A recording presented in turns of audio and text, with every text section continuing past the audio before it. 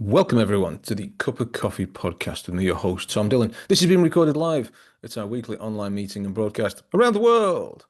Today's topic is the property finance roadmap with Michael Primrose. Before we start, I'd just like to say by way of a disclaimer that today's a wonderful discussion, but that nothing said here constitutes financial advice. You should always take professional advice before investing your hard-earned cash. There may be the odd unplanned swear word along the way as well. The format for today is that Michael will speak to us for a while and then we'll be taking questions from the floor. So get those ready.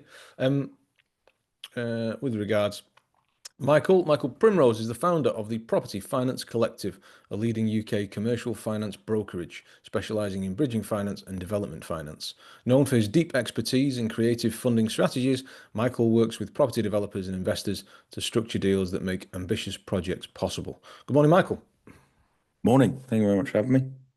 Thanks for coming on, taking the time. Why don't you tell us what excitement you've got for us, and then we'll go from there. We'll get started.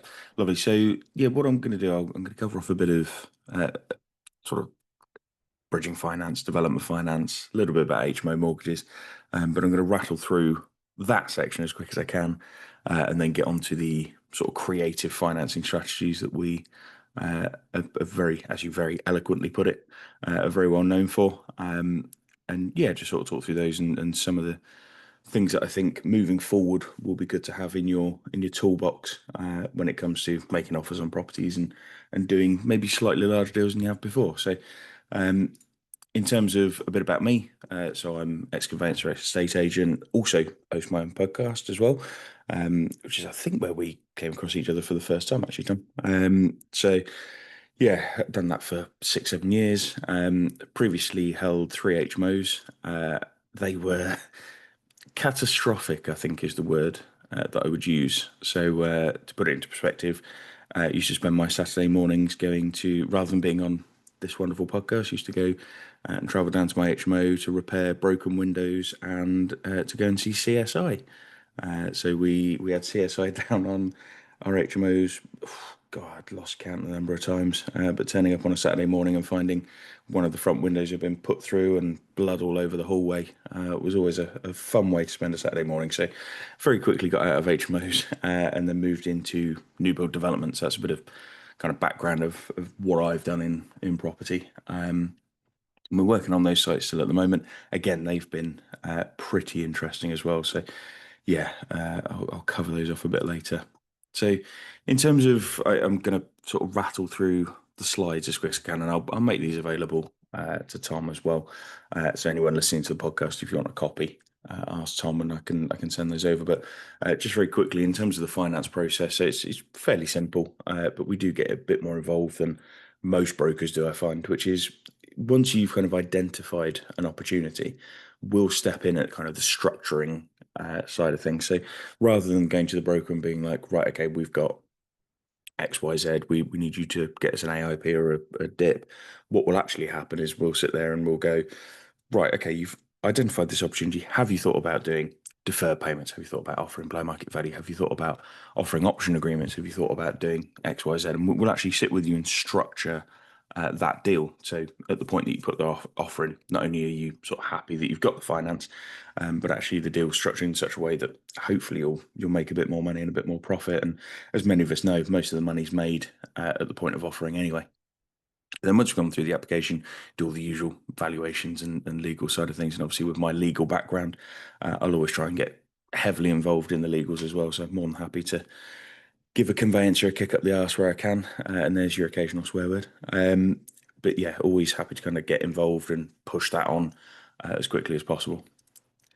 In terms of the products that we cover, so the first one's bridging finance. Many of you will have heard bad things about bridging finance. It doesn't have a great reputation.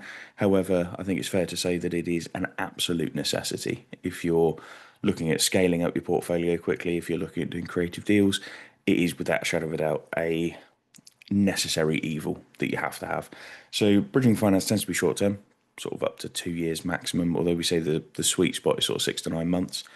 Anything over 6 to 9 months, you're just eating into the profit of the deal. In terms of cost, 2% arrangement fee, 1% exit fee, that's based on the amount that you borrow. And then the interest rate of anywhere between 0.7 and 1.25. We do have lenders, and this is a bugbear of mine, but there are brokers out there who will put out bridging finance available from 0.55% per month. It absolutely is. If you're happy to take 10% leverage, I mean, it's just ridiculous. So if you want real life leverage, which is kind of that 70-75%, which most of us do, then you're looking 0.7 to 0.8%. If you've got bad credit, if you've got CCJs, bankruptcies, insolvencies, we can still help with all that stuff. But that interest rate is going to be closer to 1 to 1.25%. And then obviously you've got your valuation and legal fees on top. We can get up to 80% of market value and up to 100% of purchase price. So some lenders will only go up to 75% of purchase price. Some will go up to 80% of market value, up to 100% of purchase price, depending on how you structure your deal. And we'll cover that off a bit later on. And then the things that you'd use bridging finance for: auctions, speed, and refurbs. They're kind of the main things that you would use them for. So the difference between bridging finance and development finance is that bridging finance offers nothing towards the works. Development finance covers the works as well as that contribution day one. So bridging finance is purely just, in this example, 75% of the purchase price. It wouldn't give you any drawdowns or anything like that. Quickest one we've done is 4 working days. I'd love to beat that. I don't think we ever will. So that was 4 working days, literally from someone going, I need a bridge, to cash in the bank. So absolutely perfect for kind of distressed vendors or trying to be the equivalent of a cash purchase. In terms of development finance, so this is pretty much identical to bridging finance in the way that it's structured and works, except the difference is here that as well as getting that contribution towards the purchase, you also get the build costs released in tranches in arrears as well. So if you're doing a refurb or new build development, commercial conversion, anything like that, you'd have a contribution towards the purchase, and then they'd fund hopefully 100% of the works in arrears. So again, short term, costs are very much the same. The difference with development finance is that you have a quantity surveyor. They come out, check over your build costs, make sure that the build is operating as it should be, and basically just keeping an overall eye on the project. In terms of how it works, as opposed to it being 75% of purchase price, it works on loan to GDV, which is loan to gross development value. Gross development value being what a project is worth when it's finished. And as a standard rule of thumb, development finance, senior debt, which is kind of your first level of development finance, tends to be 65% of that GDV or up to 85% loan to cost. Loan to cost is your purchase plus your build plus your professional fees. So whichever cap or ceiling you hit first. And then you can get into stretched and mezzanine as well, but that's probably not appropriate to run through now. But they are further leverage products. And then in terms of that build cost section, this is the most important bit of development finance. Those development costs are released in arrears. So it's based on works done, materials secured on site. It has to be in arrears. So you can't forward fund. Unfortunately, since 2007, 2008, that forward funding has gone. The number of builders who disappeared off to somewhere warm and sunny with all of the build costs that they'd sort of pulled out of projects has obviously turned lenders off from that, and they now want to release in arrears so that they're essentially keeping their leverage down and retaining control and keeping you spending your money. In terms of speed, development finance is definitely slower. There's a lot more professionals involved. So as a rule of thumb, I've put 2 to 3 months. It could be quicker, but because of the sheer volume of, I mean, the valuation on a bridge is 2 or 3 pages. A valuation on a development finance loan is probably 50 or 60 pages. So it's considerably longer. And then the QS report, again, is normally 20, 30 pages as well. So huge reports. Obviously, they charge huge fees for those things as well. But that's why it takes a bit longer. And in terms of team, if you're new to developments, then they're more focused around your team than they are yourself. And so they're more focused around what's your contractor like, what's your project manager like, have they got the relevant experience? So that's development finance in a nutshell. Very quick kind of checklist of things that you'll need. So exit and security. So exit, you have to have an exit. And I would say as a rule of thumb, you want to show sort of maybe 2, 3 exits. And I know it sounds silly because the exits are, well, either refinance or sale, but what they want to see on kind of that 3rd, 4th, 5th, all these different versions of the exits is things like potentially if you're looking at supported living or if you're doing PBSA, which is purpose-built student accommodation, if you could potentially exit to service accommodation as well. This is if sort of your main one goes wrong. So if your main exit is sale, for example, well, the lender wants to know, okay, well, if the sales aren't what they should be, or if they don't come through as quickly, can it be refinanced and things like that. So as an example, we've got 2 developments at the moment. Client's got 13 units on one, 6 on the other. The 13 units are big, 4-bed, massive houses. Their only exit is sale. So from a lender's perspective, they get nervous of that because they look at that and they say, well, if they don't sell, there's no market for a refinance. So that to them is a riskier deal than the 6 houses. Okay, the 13's got far more profit in it, but the 6 is a nicer deal because the 6 is 6 semi-detached houses, which are perfect for the rental market. So if they don't sell, brilliant, they can be refinanced fairly comfortably. So from a lender's perspective, they're going to be fighting over that 6-unit build because to them, that is the golden goose of deals. It's great for sales, great for refinancing. They know that that is the deal that they're going to get their money out of in the safest way. Cost plans, drawdown schedules, they're all the usual things that you need for development finance. So your contractor will normally put those together, and you may have a QS do that as well. In terms of your contractor, the biggest thing with that is obviously making sure that they're liquid. What have they got in terms of procurement? Are they on 30-day, 60-day, 90-day terms? If your contractor doesn't have access to credit terms when it comes to procurement, you're going to be in some serious trouble when you sort of get into the build and all of a sudden they want you to pay for everything immediately because realistically, although development finance is released in tranches in arrears, what you want to try and do is not actually pay for anything yourself up front. What you want to try and do is get your contractor to pay for everything. And then 30 days later, when they present you with an invoice, then obviously be able to pay it at that point. And then valuation packs, they're always a tricky one. They're a bit Marmite valuation packs, it seems. But I always find with development finance, that they're an absolute must. You need CGIs and things like that to help the valuer visualize what's going on. Very quickly on HMOs, because I imagine a lot of people are interested in HMOs. So experience-wise, lenders are always looking for 12 months worth of experience. So if you're doing small HMOs, they want to see previous buy-to-let experience, albeit depending on how small the HMO is, they're happy for first-time landlords. But if you're getting into large HMOs, and by a large HMO, I'm talking sort of 8 beds plus, then realistically, they're probably going to want to see some experience of a small HMO or multiple buy-to-lets first, and that will normally get you in the door for those larger HMOs. Valuers work in one of 3 ways, so bricks and mortar, hybrid or commercial. I'll touch on that in the next slide in a bit more detail. And normally as a rule of thumb, we're at 75% on HMO mortgages, and the rates at the moment are about 4%. On average, albeit we have got rates as low as kind of 3.5%, but they come with it the inherent 5-7% arrangement fees. So it's a delicate balancing act at the moment to try and manage fees versus the best rate. But yeah, I'd say kind of between 4 and 5 is average at the moment. And then in terms of tenants, we have different products for social housing and supported living. So if you're looking at doing an HMO and then getting a supported living contract, we have separate lenders for those, and with it, a completely different set of criteria. But we're getting a lot of that at the moment where people are getting 10, 15-year contracts and then putting supported living providers in there.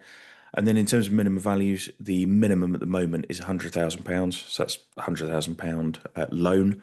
So minimum value of sort of 130, 140.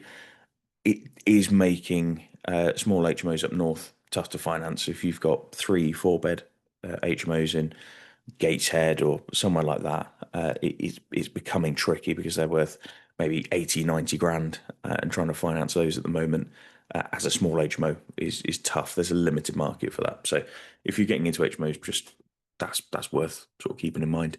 In terms of what you need for an HMO mortgage, so the things that they're looking for is obviously Article 4. Is there an Article 4 directive in place in the area that you're at? Have you had the HMO sort of before that? So if you got try and think of the word.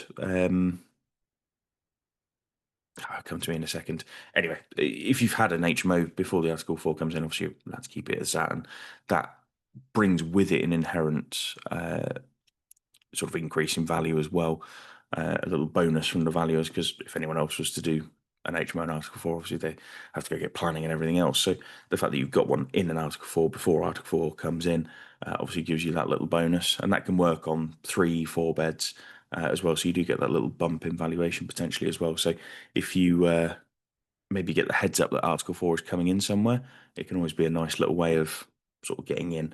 Obviously check with planning officers how long you've got to have it and everything else. but worth looking into. Licensing, obviously, make sure you've got the correct license in place. We used to be able to get away with a draft license. It's now pushing more towards needing the full license in place before we get moving.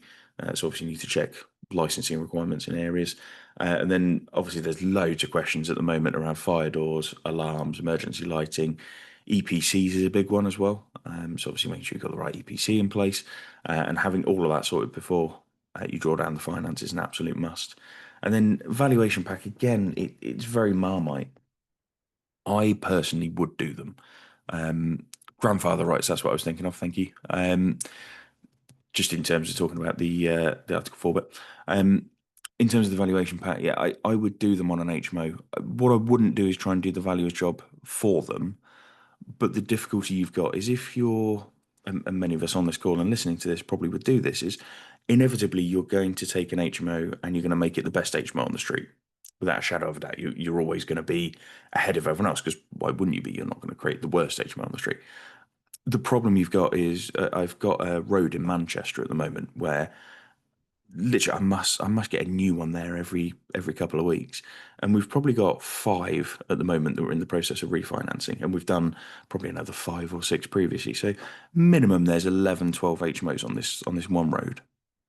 And what I say to the clients who come in is I say, well, you're going to have to do a valuation pack because the problem, and part of that valuation pack is putting all of the ASTs and things in there. I said the problem is if you're renting your rooms out at, I'll use this as an arbitrary figure, but say yours are £150 a week. There's another HMO down the road that's £100 a week, and there's maybe some in the middle at 120, 130.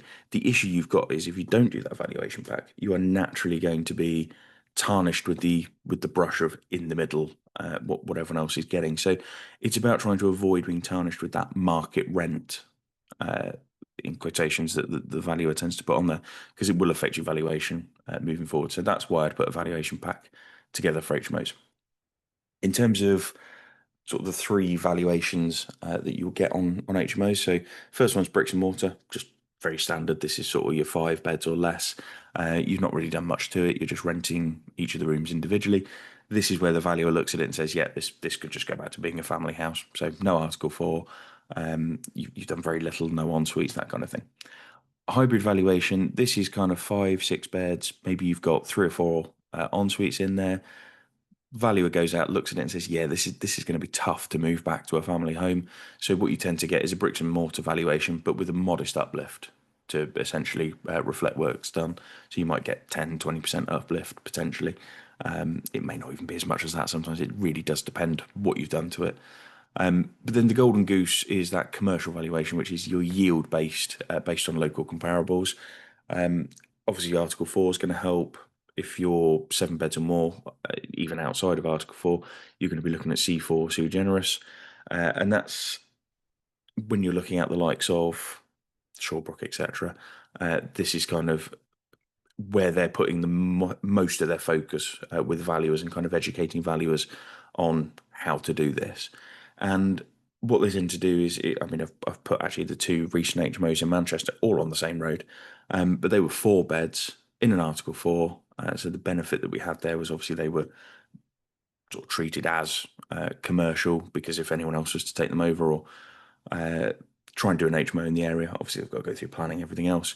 So they achieved a net yield of 8.5, gross yield of 11.4. The difference there is what the yield was applied against. So you've got your net income and your gross income. So what a valuer will do is they will look and they say, right, okay, your gross income is X amount, whatever the figure is. So that's your full income for that property.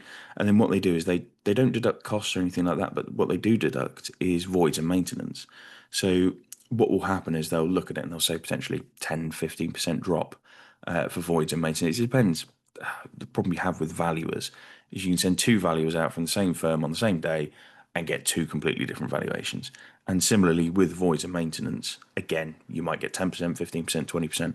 It really does depend how cheerful that valuer is on the day. But as a rule of thumb, that's how a commercial valuation would work. So just to finish us off then, in terms of the sort of deal structures that we work on. So there's 4 main categories of deal structures that we work on. The first one is fairly simple, which is just bridging against market value. bridging below market value rather, but we bridge against the market value. And what happens is, let's say you pick up a once in a lifetime deal, which these case studies are all live deals, so they've been done, they've completed. So these are to prove that it can be done. So we had a client who came to us. They had a property that they found at an estate agent, and it was on the market for 220. They offered 151, 250, a very specific number, but psychologically offering specific numbers always helps. But what happened is they offered that, it got accepted somehow, and the valuation actually came back bob on 220. Where bridging finance is good for this sort of thing is the bridging lender doesn't tell the valuer what you bought the property for.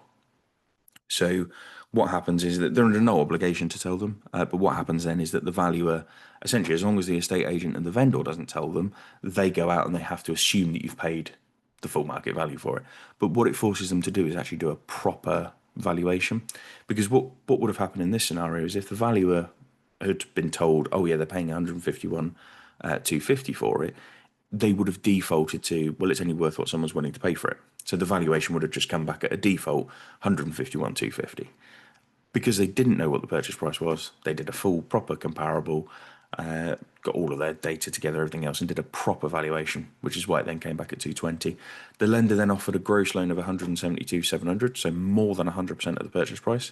And then when you take away your interest fees and everything up front, because it can be retained up front, that left a net loan of 155, £122 and 30 pence. Again, very specific, but that gave them then 6 months to do the works, sell it on and get it shifted on.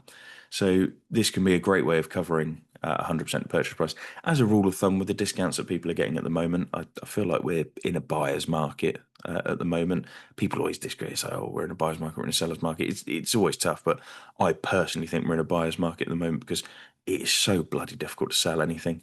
Which means there are deals out there at the moment that can be done. Maybe not to this extent, but if you can pick stuff up at 80, even 85% of its market value, what you'll tend to find is that by being able to do this is you decrease that 25% deposit down to maybe 10, 12% instead, which is always beneficial. The next deal structure that we do is title splitting. There's two versions of title splitting. So there's donor house title splitting, which we're not going to talk about here, but this is where you buy a house with a large plot of land, split the land off, renovate the bungalow or the house, whatever's on the land, renovate that, sell it off, and then you're left normally with an unencumbered plot of land, which you then go get planning for and do whatever with. The title splitting we're talking about is taking a freehold block of flats and converting it into a leasehold block of flats. Now, you're not actually adding any value. All you're doing is you're moving from the block value to the aggregate value. And the difference between that is the block value is what that block is worth on one freehold. So essentially, a valuer deems that if you had to sell the entire block in one go, there is a block discount for that. So that's why it's called the block value. The aggregate value is the value of essentially the aggregated value of each individual leasehold. So that's what we want to go for, is that. But you're not adding any value or anything like that. There's this thing on social media at the minute about you're adding 20% value. We are not, because the aggregated value is the value of each of those individual flats.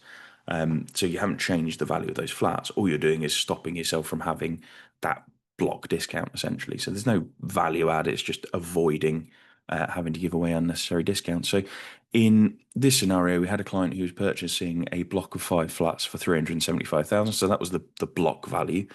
So those 5 flats in one go with a circa 20% discount was what gave him 375.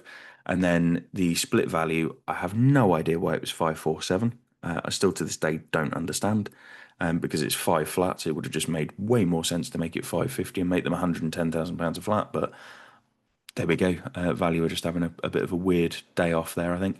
But essentially, as 5 individual leasehold flats, we'll call it 550 just for our numbers. But essentially, as 5 individual flats, they'd have sold for 110,000 a piece.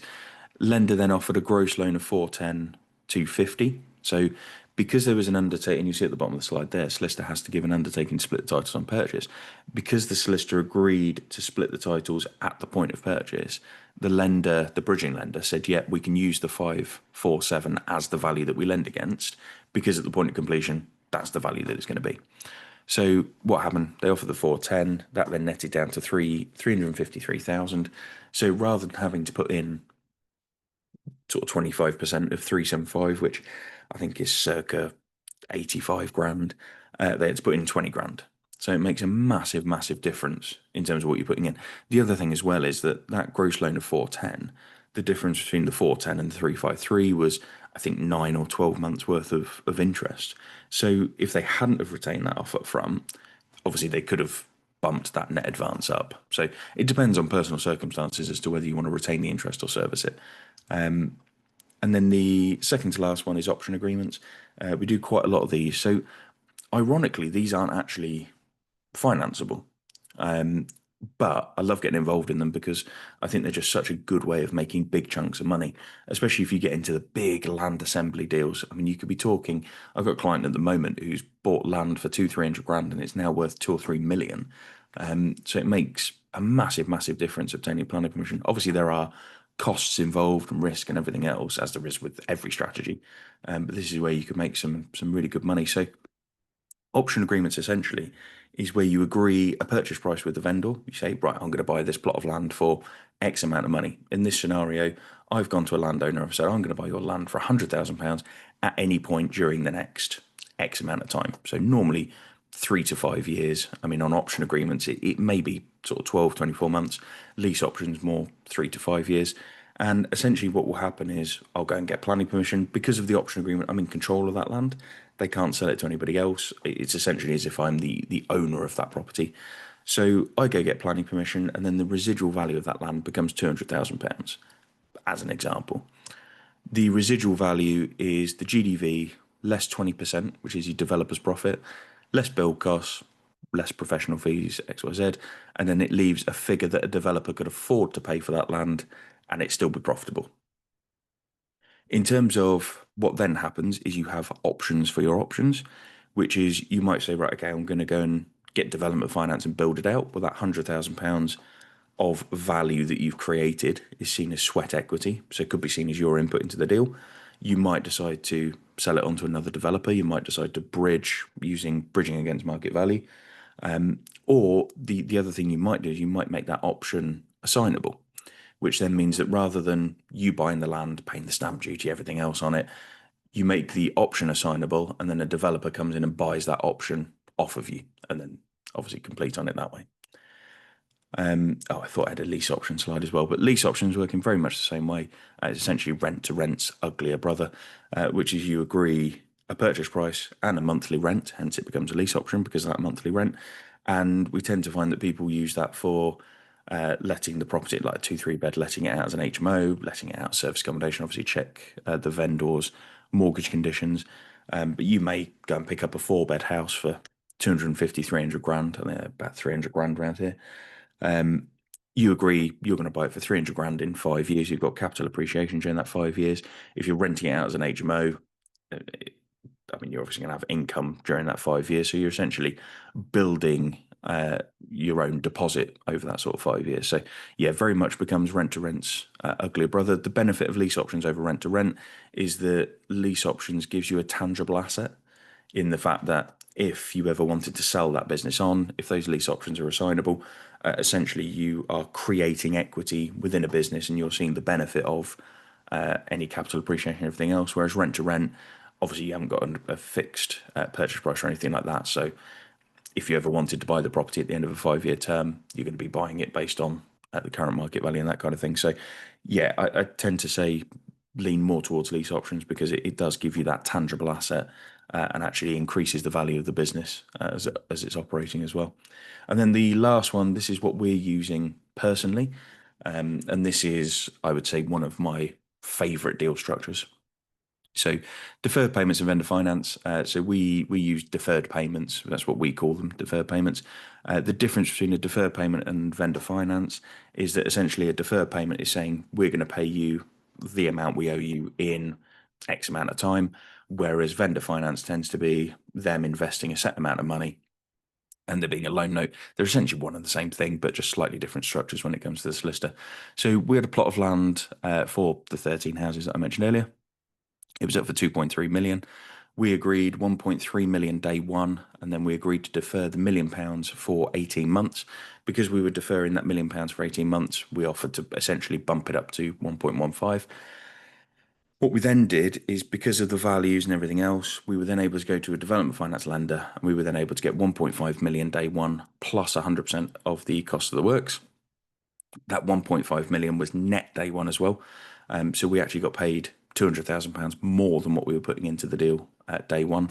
So that paid off things like the valuation fees, QS fees, stamp duty, legal fees that we paid. I think we were left with about £66,000 out of that 200,000 once everything had been kind of paid back.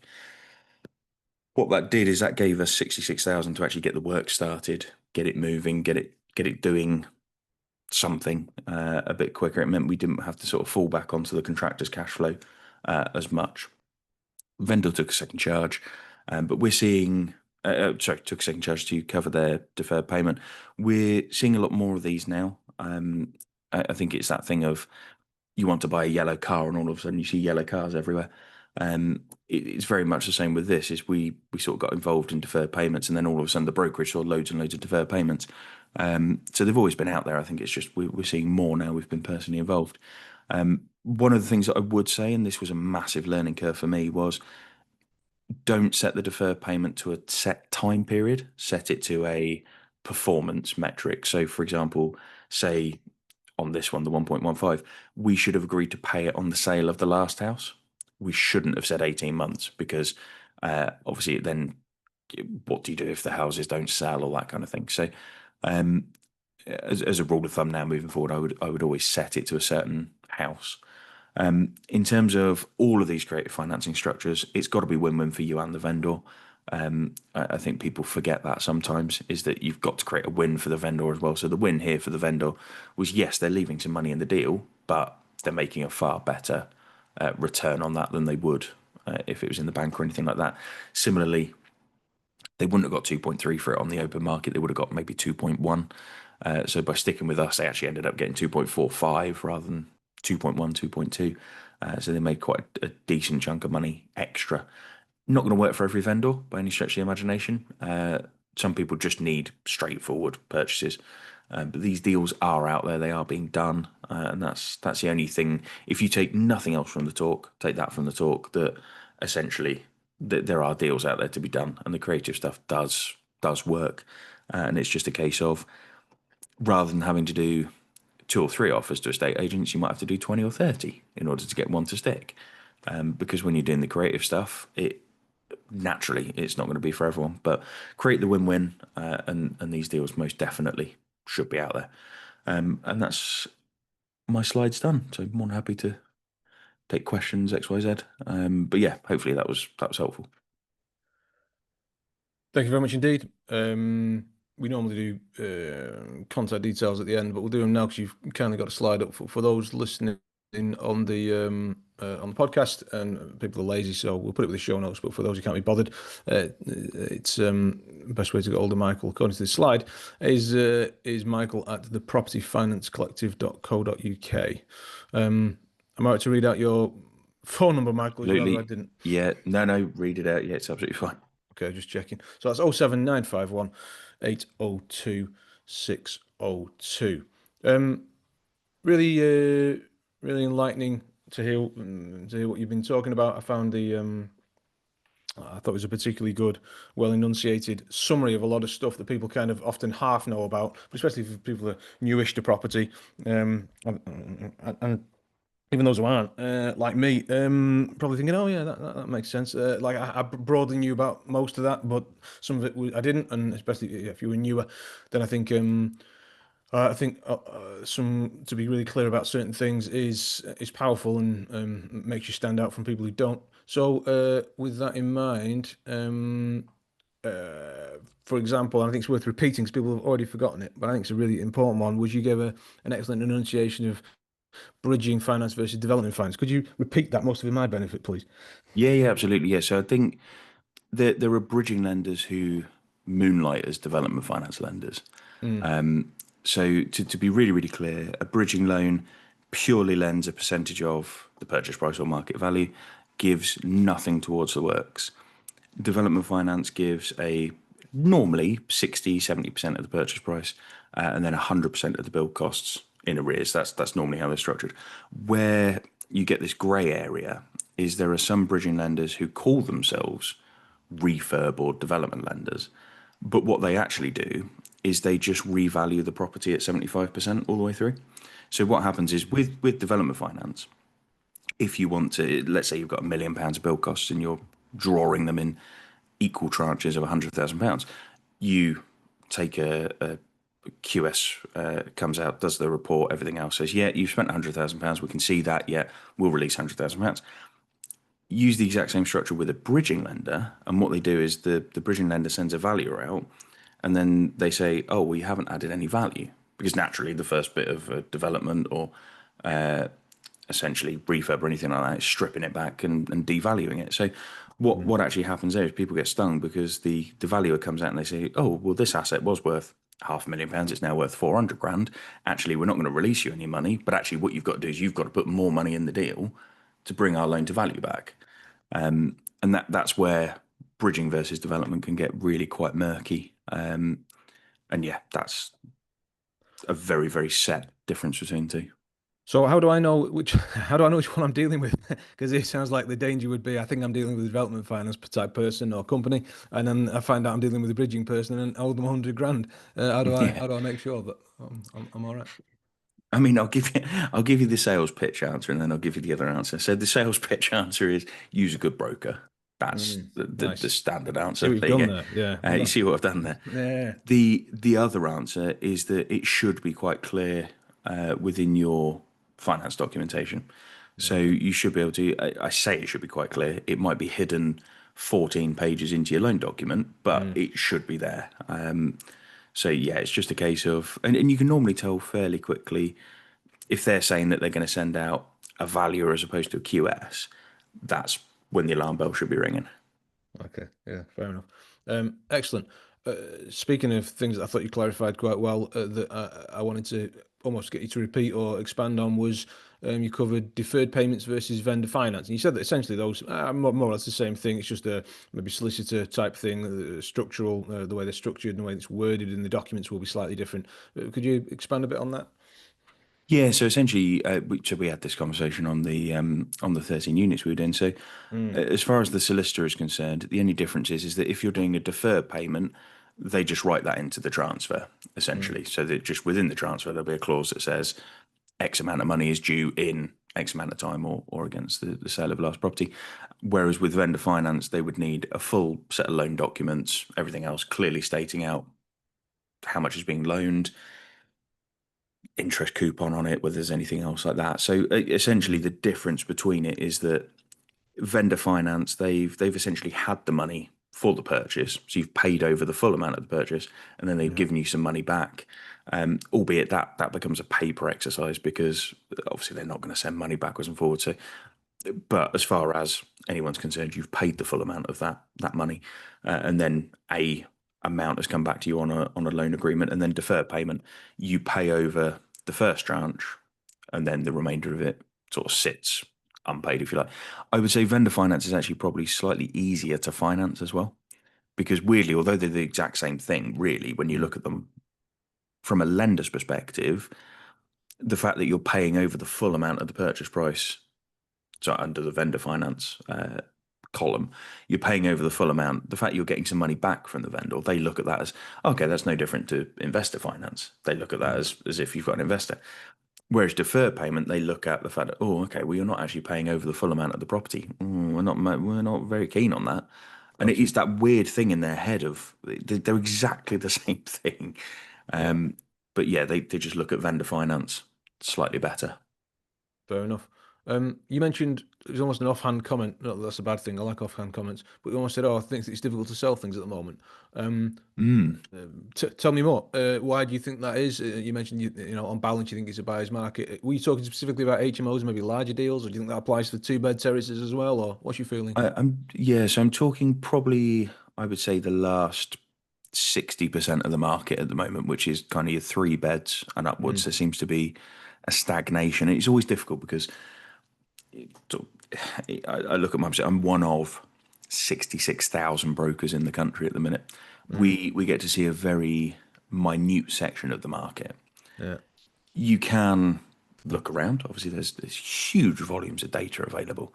Not all of it is true. It depends which news source you go to, but there's a huge amount of data available, and I sort of like to trawl through it as much as I can and get an idea of what we're doing. But from boots on the ground, I'm seeing sort of three beds and higher are struggling at the minute. And it's sort of your larger three beds that seem to be struggling. Four beds upwards, I think, are just an absolute nightmare to get rid of at the minute. And again, this is from boots on the ground experience. This is kind of stood on a development site of 13 four-bed houses and going, this isn't the easiest thing to shift off. But Mm. also from other data and stuff I'm seeing from other development deals, that seems to be where I'm finding that it's more of a buyer's market than anything else at the moment, because everything just seems to be sticking. It looks at that stagnation of the market. I mean, don't get me wrong, you go on right with things like that. There are lovely 3 and 4 beds that they go on the market and they're sold the next day. Yeah, yeah, yeah. But there's always going to be those anomalies of deals that go through. But I think as an average across my, I was speaking to a lender about this the other day. Their entire loan book has gone bad. So it's not just so on average, a development finance lender's loan book should be 20-25% bad. By bad, I mean that it's kind of run over term. Right. Theirs was at 100%. So every Wow. single deal that they've got out the door now, they're all built, they're all done, but all of them are stuck in sales. So either waiting for sales or sales going through slowly.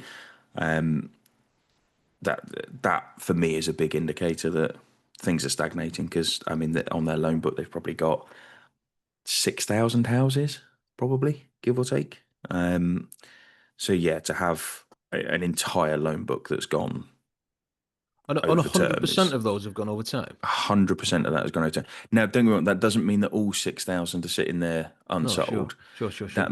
That just means that 100% of the loans have gone over term. So Yeah, of that 6,000 houses, probably 2,000 maybe have sold. yeah. I don't know the exact number because obviously he wouldn't run through that with me. But yeah, from his perspective, like the entire loan book has gone bad. That's And really interesting. I think more and more lenders are getting into that position now, but just not publicising it. I think the amount of No, loans that have gone no. over term is quite scary. But from a property investor's point of view, it's the perfect time to be picking up portfolios and things like that. I mean, coming out of COVID, the big strategy out of COVID and out of the Liz Truss budget was picking up large portfolios. So it was picking up portfolios of flats, it was picking up portfolios of houses, because the minute the interest rate went up, all of these people who've been sat on portfolios for 10, 15, 20 years at 1% above base or whatever they were on, Mm. all of a sudden they were on 4, 5, 6%. And it just had such a huge impact to them. And so all of a sudden you saw every single portfolio on the market, and every property sourcer licking their lips as they were finding all these humongous deals that they could shift on. So, but I think the opportunity now seems to be shifting more towards sort of purchasing up new build properties. So I think a lot of new builds are struggling at the minute. A lot of developers are struggling at the minute. So picking up portfolios of new build houses could be quite an interesting strategy. I mean, the portfolios of flats and things are still available. I mean, you see every day on the title splitting stuff. There's always opportunities in that market. So yeah, personally, that's where my focus would be, is trying to pick up sort of distressed developers, I guess. Interesting.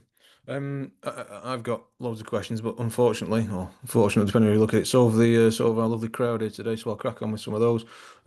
Before I do, I just want to squeeze one in. What's the current multiplier you're seeing for HMOs in the Northwest?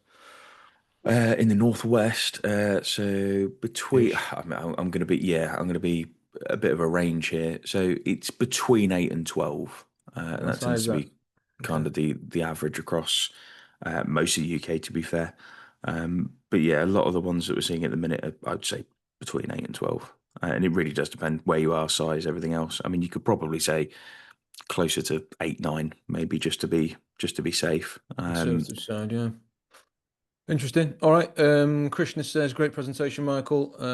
Is it possible to see share slides? The answer to that is yes. We'll post Absolutely, yeah. them. We'll either post a link to contact Michael or maybe the slides themselves, whatever we can sort out. We'll post something with the show notes. Um, Julie says, really great talk, Michael. If you could clear up one myth about property finance that you hear all the time, what would it be?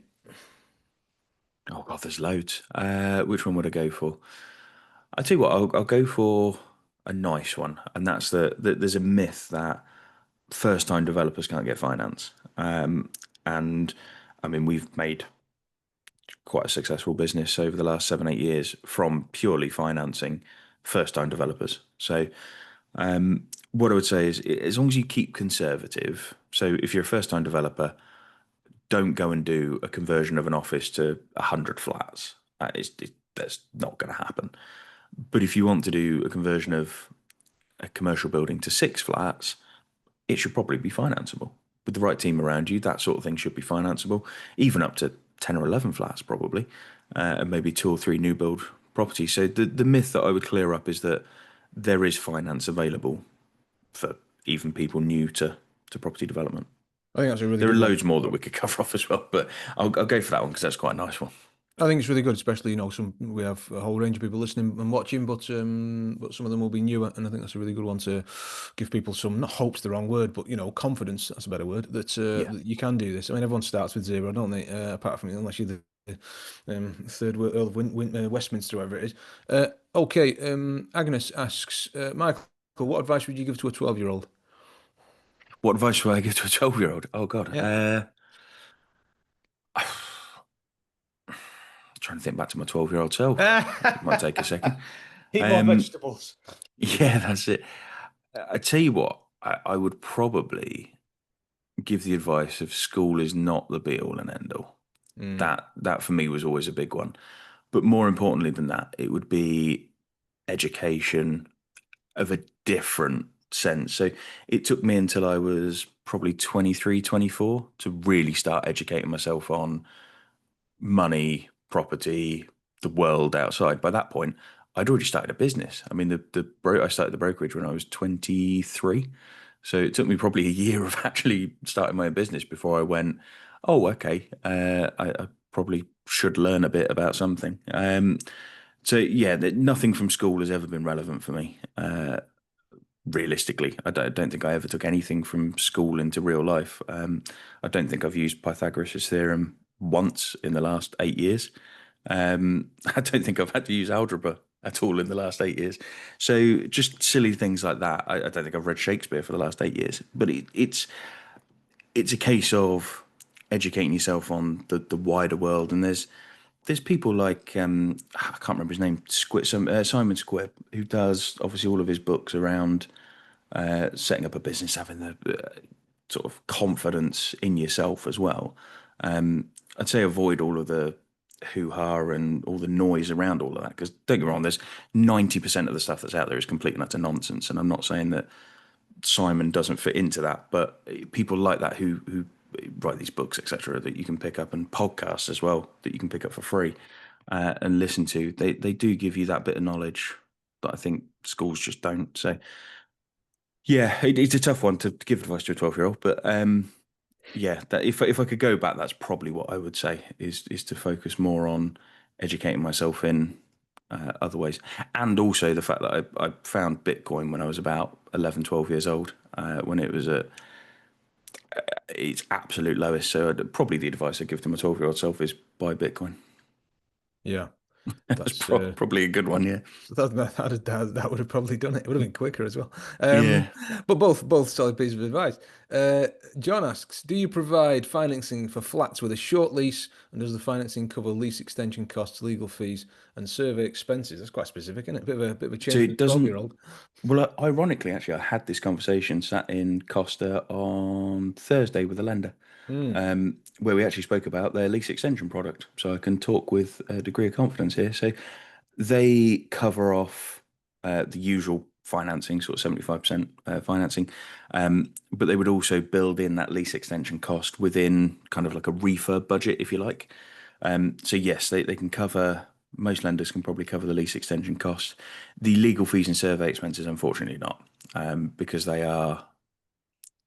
the deal hasn't completed by that point. So from their perspective, they can't cover that because you have to pay that to get to the point of the finance sort of coming off. So yeah, unfortunately, they couldn't cover the legal fees, survey expenses, stamp duty, that kind of thing. But lease extension costs, because The lease extension cost, because that's a tangible cost that adds an actual value that a valuer can confirm, they'd be happy to cover that. Excellent. I've got one, and then one more from Julie, and then we'll probably wrap up. Well, your HMOs sounded like carnage, but HMOs generally sounded good. How I'm going to ask this in a provocative way and purpose. How come you were so bobbins at managing HMOs, and Yeah. or what did you learn from your experience that maybe other people could learn from? Yeah, get a good managing agent. So there's a lot more context to my story, obviously, than Sure. just the sort of passive comment. But the context is that we had the worst managing agent, Mm, and then actually we had the second worst managing agent. Um, so we got rid of the first one because they were just awful at managing it. We then put the second one in, and they were then subletting rooms. They were telling us that it was empty when it was full. wow. It got very, very odd. It wasn't in the nicest part of the world either. It's in a place called Boston in Lincolnshire, which, Mm, if anyone knows it, it is not the nicest place in the world. So yeah, unfortunately, there's quite a large hospital there, the Pilgrim Hospital. mm, Um, so obviously we had plans of grandeur to go and have doctors and God knows what else in there. So we thought, yeah, we'll do that. It'll be great. There'll be the highest end HMOs in the road, everything else. Um, and then yeah, we just had a really, really poor managing agent to start us off with, who unfortunately didn't vet the tenants particularly well. So we ended up with, it's quite an agricultural area, so there's a lot of is veg pickers the right word? I don't know what you would say, but I don't know what the job would be. But essentially, that's what they were doing on a day-to-day basis. Um, and the problem is that they had no care for the house whatsoever. And there are people who do HMOs and who are very lucky that they have Polish Lithuanian tenants who are phenomenal, probably the best tenants you could ever ask for. mm, Um, we unfortunately got the other end of the spectrum, which were the worst versions of those people, unfortunately. mm, Um, and yeah, it just from day one was just a nightmare. So yeah, all three were in a really, really bad state of repair. And then what happened was we then brought in the second agent, who then, yeah, like I said, was subletting rooms and God knows what else they were up to. So yeah, going down there and having to sit with CSI was one of the sort of last straws for me, really. But luckily, they all got sold for a decent amount of money, to be fair. So we didn't lose any money on them, which was nice. Didn't make a profit on them, but we didn't lose any money, which was nice. So it's a cheap lesson learned, isn't it? That's good. yeah, Um, absolutely, yeah, I thought I'd better just dig into that because bad news. Everyone loves bad news, so I thought I'd get straight into that. We finish yeah, that's it. finish on something that I imagine is more positive, and I think it's a good question, a good way to round things out. Julie asks, "What do you see as the biggest shift coming in property finance that investors should prepare for?" The biggest shift. So I would say we're probably in the middle of it at the minute, which is obviously changing interest rates and things like that, and that's across the spectrum, Mm, is that we're still to this moment seeing the fallout of obviously the high interest rates. I think we're in a more positive place now, by far. Interest rates in general have come down. I think sort of covering off this biggest shift, there's all of this positive news around interest rates coming down. However, I think it's almost a false narrative in that whilst interest rates have got, so take a standard buy to let or HMO, whilst interest rates have come down, as I mentioned earlier, we've got interest rates at sort of 3.5%, but they come with a 5 to 7% arrangement fee. So I think where the biggest shift is coming is I think we've seen the bottoming out of interest rates as far as lenders are concerned. I think now we'll see the shift of arrangement fees coming down. And I think in terms of preparing for it, I think it's a case of if you've already owned property, you've already got it in a portfolio, it's about holding your nerve for a little bit longer before you refinance if you can. And then I think if you're getting into property, it's a case of understanding actually in a year, 2 years, obviously we're going to be in a better position. So yeah, I think that's the main one at the minute. In terms of products haven't really changed over the last 5 to 7 years. The products have stayed exactly the same, whether the interest rates have been high, low, indifferent. It's just whether a bridge costs you a bit more or a bit less. So yeah, everything seems to be quite positive at the minute. I think if we can just get those arrangement fees down from that sort of 5-7% mark, then I think that will get us into a really, really good place. So yeah, hopefully in the next year to 2 years, that'll happen. Excellent. Thank you very much. That's our time. I really appreciate everyone attending today. Appreciate those listening and watching on the podcast and YouTube and things. And of course, mostly really appreciate Michael taking the time to share his experience and knowledge with us. Pleasure. Thanks for having me.